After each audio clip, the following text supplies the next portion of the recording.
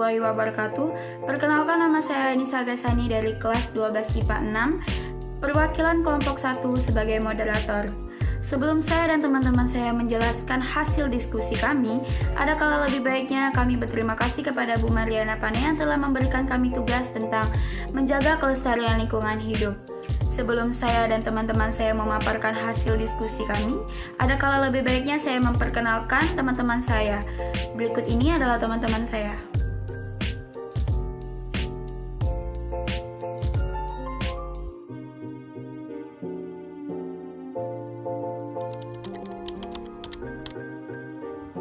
Saya akan menjelaskan tentang pengertian kerusakan alam akibat perbuatan manusia. Adalah kerusakan alam yang terjadi karena kecerobohan manusia seperti membuang sampah sembarangan, menebang pohon secara liar, dan lain-lain. Pada surat Ar-Rum ayat 41, Allah Subhanahu wa Ta'ala secara tegas mengingatkan kepada manusia bahwa kerusakan lingkungan yang terjadi baik yang di darat maupun yang di lautan adalah akibat dari perbuatan ceroboh tangan-tangan manusia itu sendiri. Manusia adalah makhluk yang diamanahi oleh Allah Subhanahu wa Ta'ala untuk mengelola alam ini. Namun, seringkali dalam memakmurkan bumi ini, mereka hanya memikirkan untuk memperoleh kesenangan sesaat tanpa memikirkan akibat buruk yang akan terjadi selanjutnya bagi orang lain. Pada ayat 42, Allah Subhanahu wa Ta'ala memerintahkan kepada manusia untuk membuktikan kebenaran bahwa kehancuran kehidupan manusia karena ulah mereka sendiri.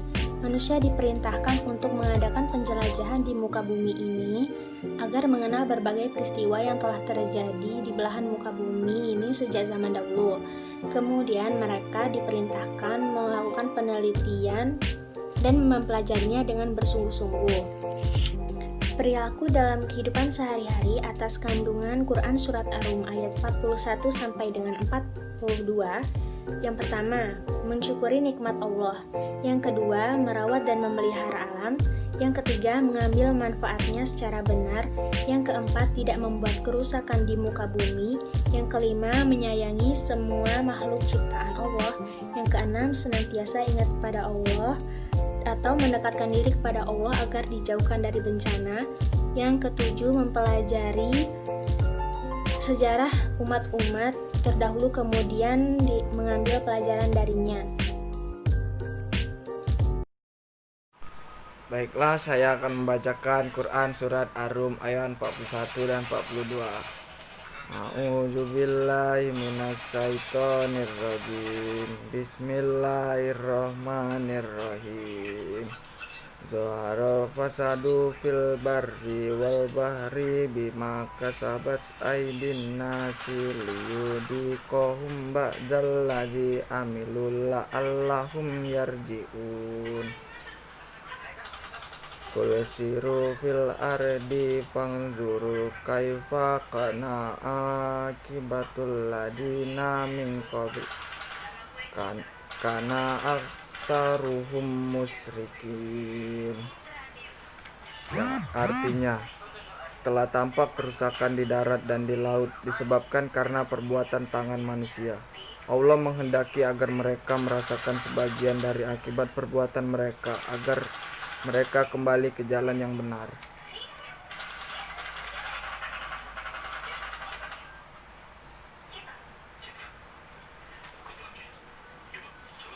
Katakanlah, Muhammad, bepergianlah di bumi, lalu lihatlah bagaimana kesudahan orang-orang dahulu.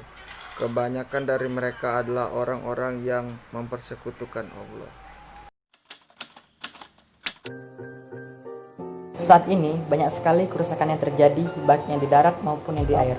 Sebagai contoh yang di darat, sekarang banyak orang yang melakukan penebangan hutan secara liar yang mengakibatkan pada banjir yang tidak terkendali. Dan ada juga orang-orang yang melakukan pembuangan sampah dan limbah ke laut atau ke sungai yang menyebabkan ekosistem air menjadi tidak stabil dan berpengaruh kepada tercemarnya air dan makanan yang kita konsumsi. Di sini saya akan menjelaskan tentang hikmah dari surat Ar-Rum ayat 41 sampai ayat 42.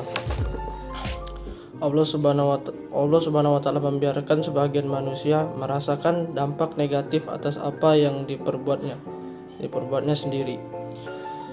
Sudah kewajiban kita sebagai manusia untuk berikhtiar menjaga, melindungi dan melestarikan seluruh ekosistem baik di darat maupun di laut. Bencana yang terjadi adalah salah satu cara Allah Subhanahu wa taala untuk menjadikan hambanya ke jalan yang benar. Penting bagi kita untuk senantiasa mempelajari sejarah masa lampau untuk menghindari kerusakan yang sama di kemudian hari. Allah Subhanahu wa taala sesungguh zat yang sangat penyayang terhadap hambanya. Baiklah, dari hasil diskusi kami mengenai surat Ar-Rum ayat 41-42 menjelaskan bahwa sesungguhnya Allah tidak menyukai orang-orang yang berlaku kerusakan dan dapat mengakibatkan dampak negatif bagi kehidupan kedepannya. Saran saya sebagai moderator, berlakulah kehidupan positif dan bisa berdampak positif bagi kehidupan selanjutnya.